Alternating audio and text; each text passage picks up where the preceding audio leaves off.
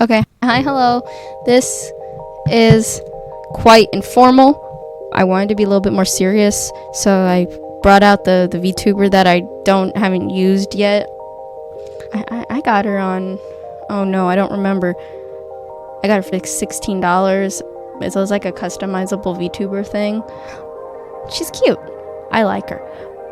Anyway, I wanted to go into more depth about Alistair, even though I think I did talk about it in a good detail when I was complaining. I just think I could have gone more into depth, and this does really bother me because I think not talking about the history of things and not understanding it and not mentioning it when creating a character, especially even if it's like just for a show, not mentioning this or not even thinking about this when creating this when creating a character, I think is just, I just don't think it's right to just ignore the fact that there were these horrible things that happened and that as humanity we have failed so many groups of people. And I just wanted to talk about that. Also, since it is Black History Month, I thought I would talk about it a little bit. There's people smarter than me. There's people more eloquent than me at talking about this. I will probably go find them. If not, go research yourselves. I just wanted to make bullet points. As you can see, they're right here. I'm not a commentary channel, so please spare me that. I'm not really a history person, or I am a history person, but I'm not really a research or writing down person. If I skipped something, please tell me. I did not mean to. If I skipped over anything or if I ignored any sort of fact, I did not mean to. Just please correct me in the comments. Just be nice to me because I am trying to be more of an advocate for making sure we remember history. And for this situation, I don't think I'm ever going to really do this again unless something like really bothers me like this again. Yeah. Okay. With Alistair's character, I put not understanding the history as one of my bullet points for this. He is most definitely white-coded. Why I say this is most serial killers are white. Ted Bundy, the dude that ate people, that clown dude that killed children, all throughout history. Jack the Ripper was also probably a white guy because Europe. But when you make a serial killer, or when you think of a serial killer, that's what you think of. So obviously that can break that stereotype in fiction.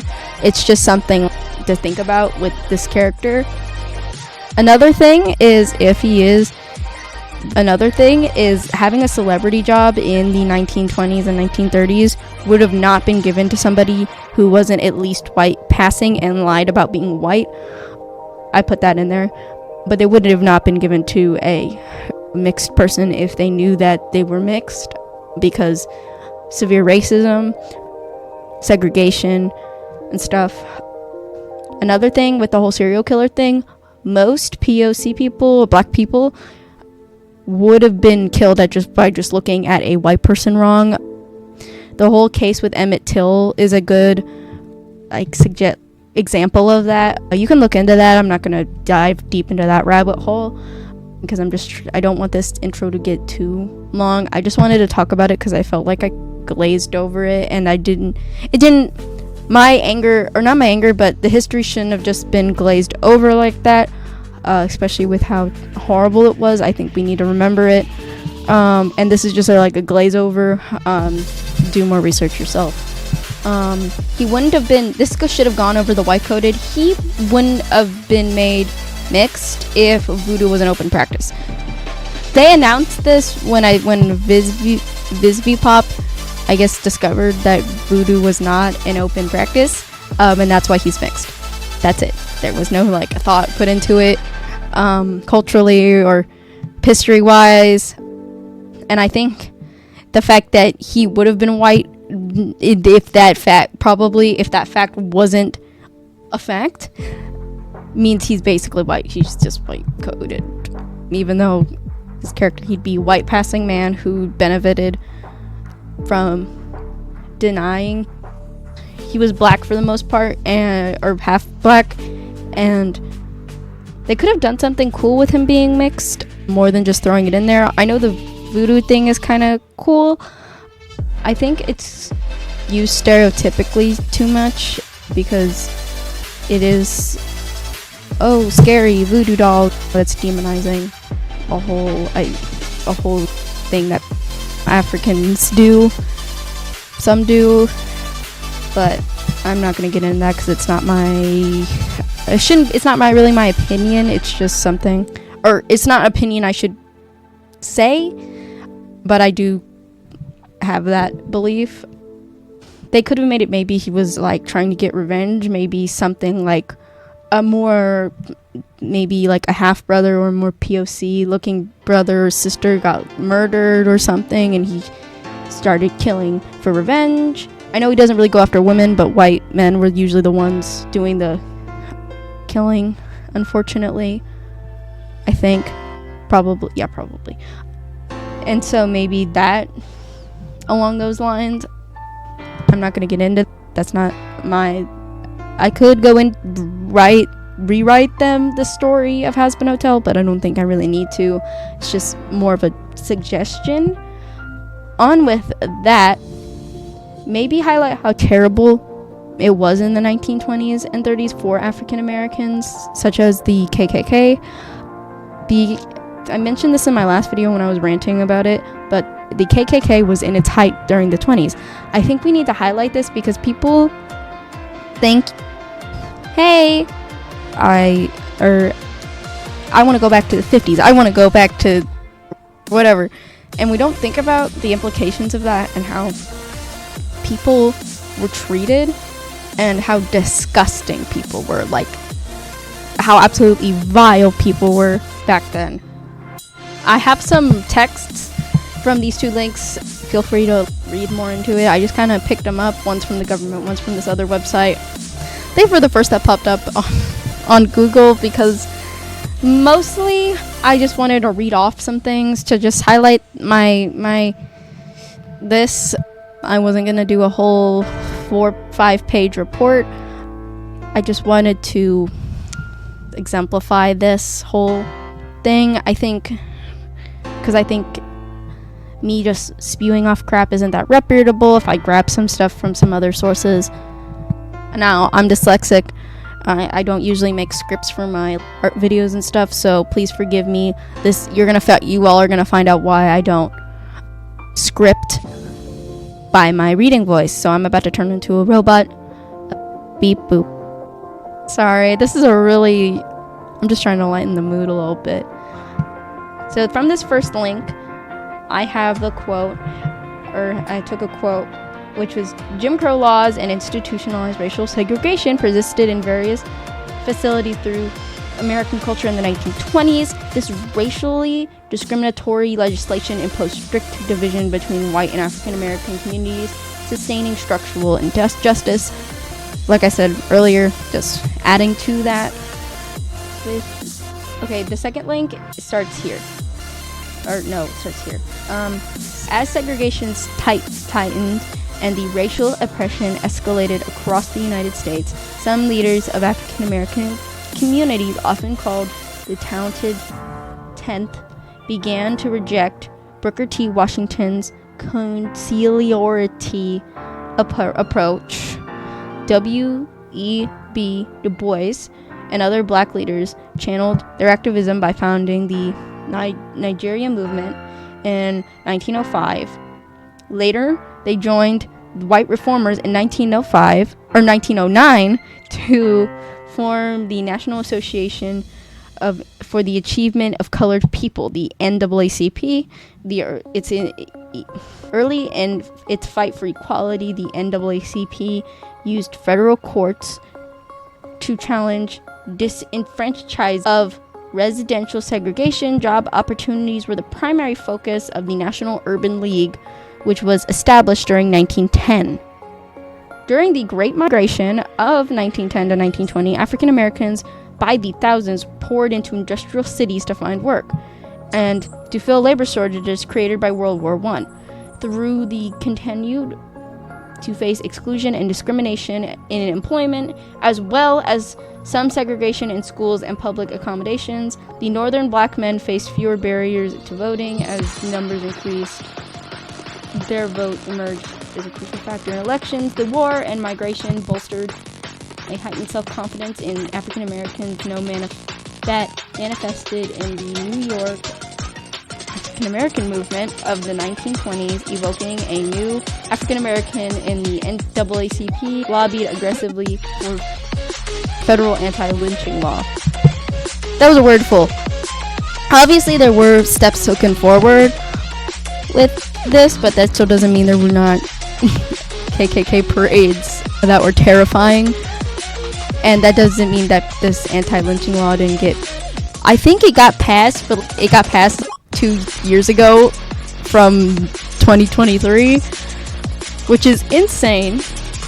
But as people try to fight, and as we try to fight for going forward, we have to remember the past and what happened in the past, and I think when it comes to characters, trying to you didn't have to go full into this, obviously, because this is very depressing for a show, but to even just lightly acknowledge it, or even, like I said, just put it in the story, maybe like some sort of revenge, would have been not optimal. It would have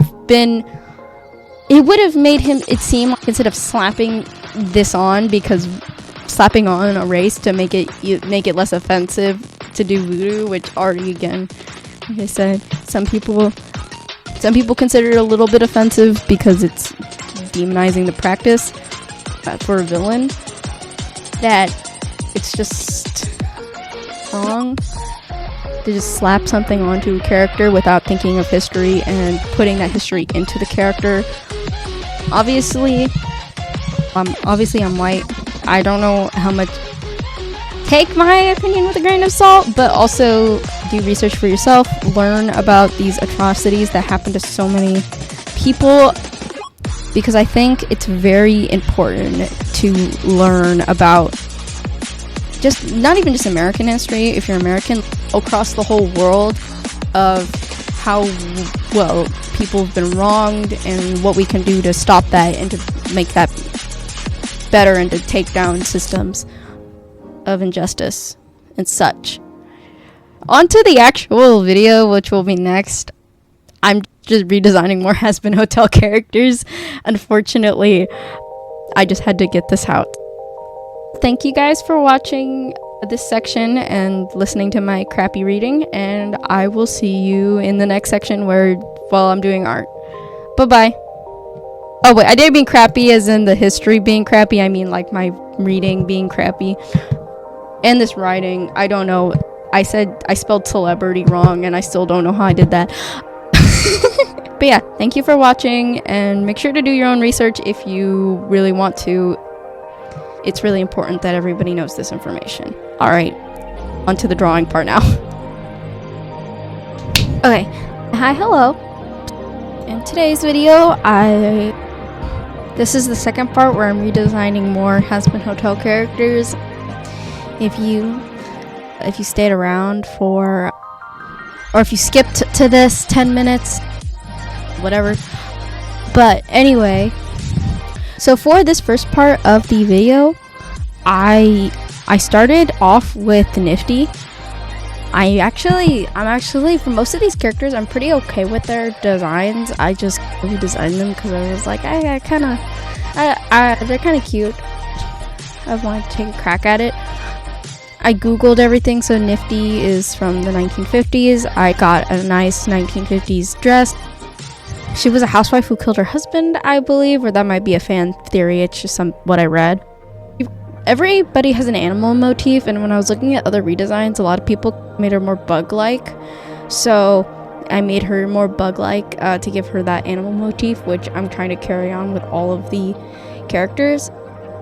I decided to also give her the ideal body type of the 1950s, which is a lot more obvious. It's a lot more rounded, more like Marilyn Monroe-esque body type, mostly because think, even though she's supposed to be an adult, she looks like a kid.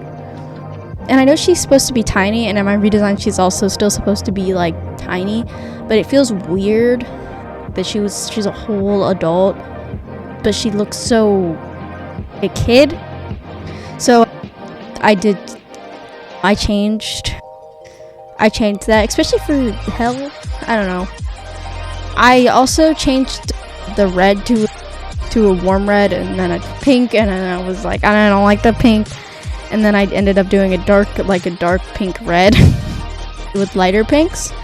Also, instead of putting the blood splatters all over the front because it's already like a red color, I made it to where she'd carry around a mop with like blood stains in it. I also gave her extra arms because she's a maid to do extra housework. And then I gave her blonde hair as like a nod to Marilyn Monroe and that 1950s short hairstyle instead of just a bob. It's like that curly short thing that was popular back then.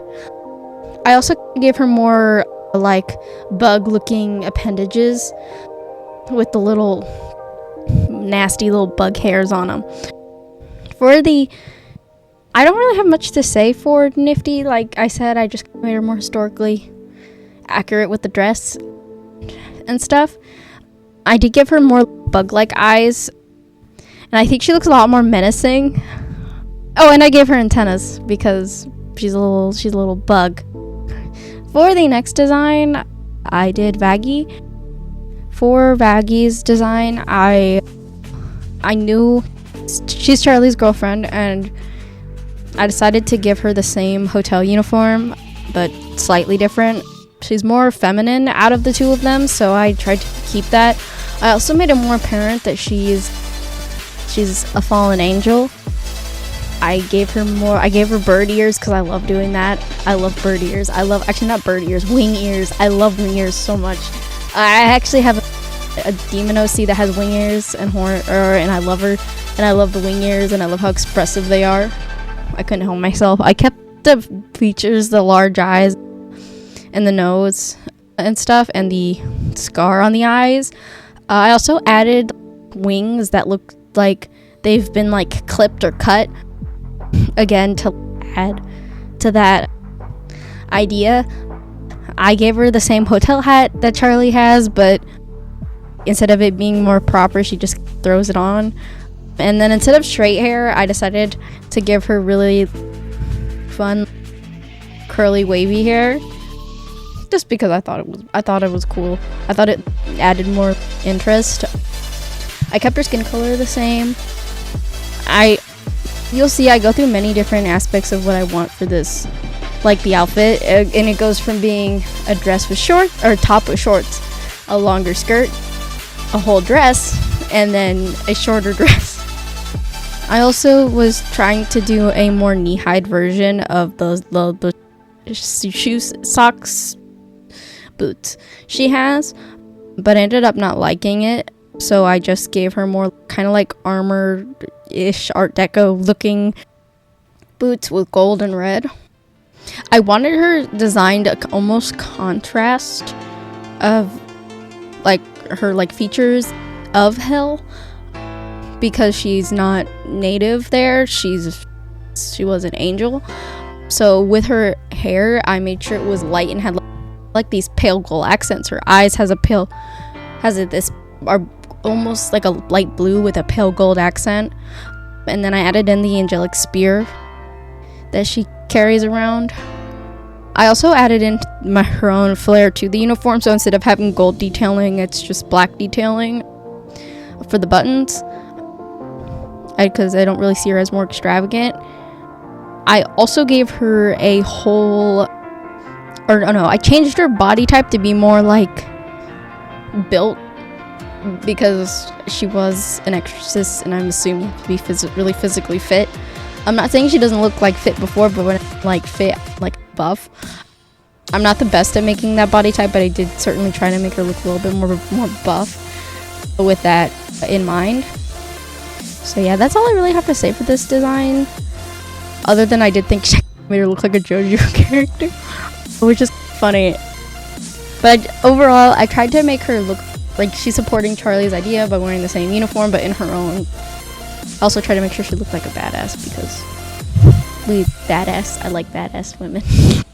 Okay, this next design, I'm okay with it. I don't usually draw furries, so this was an interesting ride for me to draw a cat man. I tried to make him more chubby because that's kind of how I imagined him in my mind. He died in the 70s. I kept that in mind with his colors. So instead of him being like a black and red, I made him more beige because 70s was like the era of the brown everything. I also made him a tabby cat to keep some of that detailing in, but make it a little less crazy. I also gave him, instead of the weird paw claws, I gave him like weird paw claws in the original. So he looks a lot more demon-y and less furry-y. I kept the wings. I made them a little bit smaller. I also, you'll see when I color it, I keep going back and forth with the colors. I already said I decided to make him an orange cat. Mostly because I think with orange cats or they're not okay. I like orange cats. I also like black cats, but I just thought they would help him like stand out a little bit more since everybody is like the color is red and black. I did add some red to his design, but it's an orange, yellow, and red color scheme with browns. I also added a little bit less like detail on him. The stripes are there because he's a tabby. I added some stripes to the wings, but they're not like stripes and dots and hearts and all that. And then I gave him like a beigey suit with the pops of red. That to me screams color scheme from the 70s. I made him unkempt because he was, I don't know, I get an unkempt vibe whenever I hear his voice. Like a tired bartender look I went for, and I more or less not just somebody unkempt, somebody who's been like depressed for a while, because usually when you're depressed you lose that sense of like, taking care of yourself. So I think him being more unkempt and not having his shirt fully tucked in or his tie tied or his vest buttoned up all the way would make more sense. The next character was Angel Dust, which I actually had a pretty easy time. I actually like his design. I just kind of upped it by 500. I like the color scheme and I like his like legs. What I ended up doing was I added in extra instead of having extra arms, these extra spider legs that kind of come out like wings with the whole angel thing. I also made his face a lot more humanoid.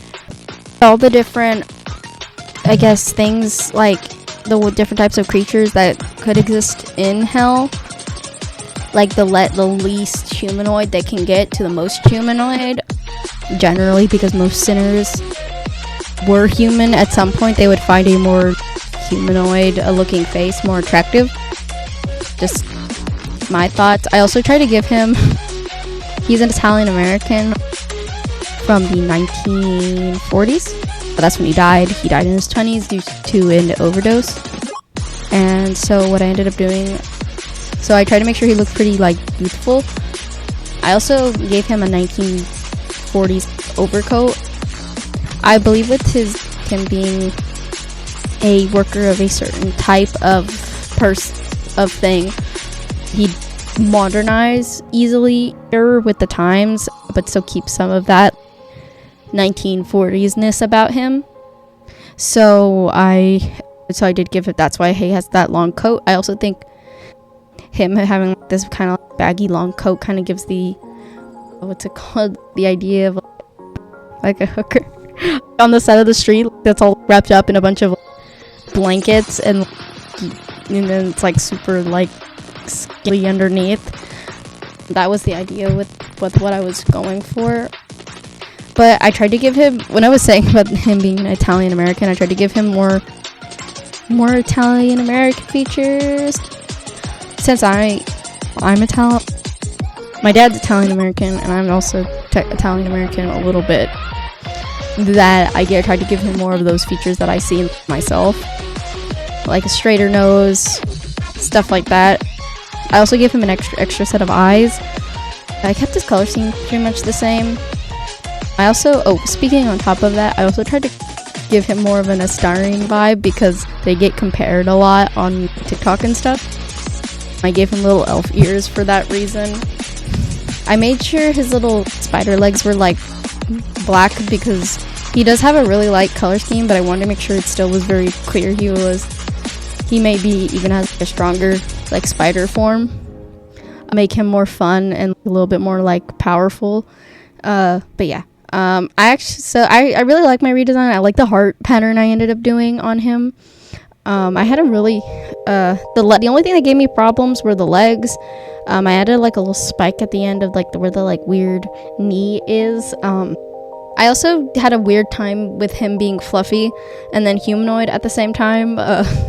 Logistically, I would imagine his face and his ears is covered in peach fuzz, and then his like chest area is like more longer, fluffier fur, or the rest of his body is longer, fluffier fur, and his face and maybe some of his, like other parts are like just peachy, like peach fuzz. So yeah, that is Angel Dust, and thank you guys for watching. These are all the character designs I did. If anyone has any suggestions of who I should do next or any other series that I could look into to redesign, I'm having fun with these. I got redesign burnout because I used to always do redesigns, but then I just got burnt out because I did it too much. So if you guys have any suggestions, I'm on my redesign kick again. Yeah, thank you guys so much for watching, and I will see you guys in the next video. Bye bye.